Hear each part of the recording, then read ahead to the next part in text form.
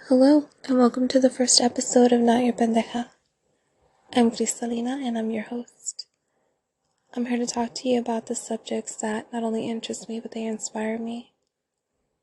I like to see both sides of the story to get a better idea of the perspective. First and foremost, let me give you some background. I'm from California, born and raised on the Central Coast. I grew up in a Hispanic household with a single mom. She raised both my sister and I. She taught us how to be strong, independent, and she also taught us how to carry ourselves. Not your pendeja comes from a phrase my mom used to say a lot to us growing up. You know how most kids do the exact opposite from what their parents say not to do? Well, that's actually where the phrase was born. No seas pendeja is the phrase. And it originally translates from either don't be stupid or don't be a dumbass. Mine, however, not your pendeja, is a way to take back that power. By rewriting the way that it's spoken, I'm telling the world I am not your idiot. Have you ever felt like someone just assumes you're stupid simply by listening to the way they talk to you, whether it's at work, your friends, or just random people out on the street? Have you ever noticed that it makes you want to say something, how you want to correct them?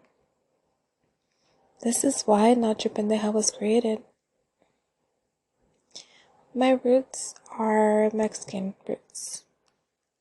Most of the things that I heard from my mother, my aunts, or my uncles, all of which had children, taught us very well. All of us were from different age groups, so we would all hear the same phrase over and over again. No hate to my mama, she was simply just trying to teach me a lesson, and let me tell you, it worked.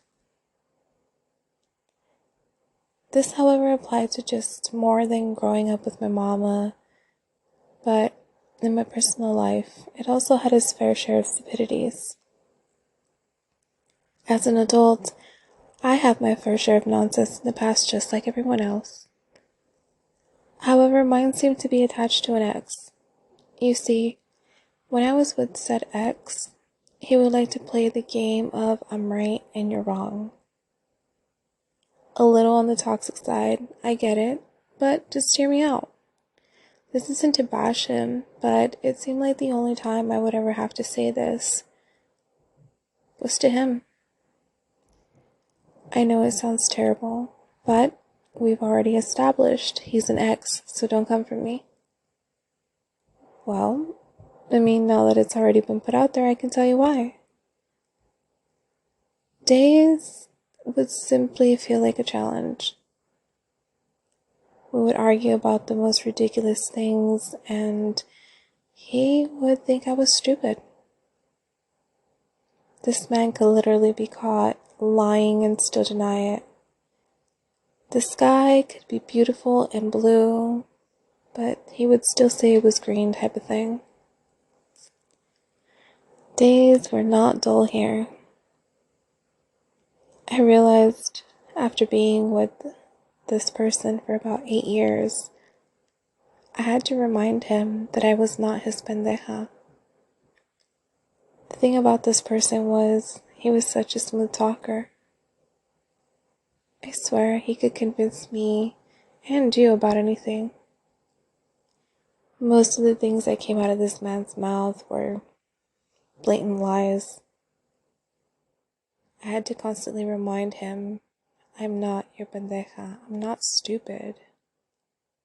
It became such an issue, his family started to see me the same way that he did. Man, the things that love will make you do. Once I was fully able to withdraw myself from the situation, it was so much easier for me to see the truth. I dealt with so much disrespect. I had to constantly remind everyone, I'm not your pendeja. You treat me like a person. Let's just say that left a very sour taste in their mouths. We, as people, need to remind ourselves that we are not people's idiots and that we deserve the same respect we give to them. If we do not embrace who we are, we give that power to someone else, and it will strip us of who we are, because believe me, they can make us believe everything that they want us to if we allow them. I know this because I struggled at first. I didn't think anything of it, but it got to the point where I needed to leave, and I did. It took a while, but here I am. It feels like being put in a situation where you feel like you have to remind yourself you're not an idiot is toxic all on its own. A person should never have to feel that way.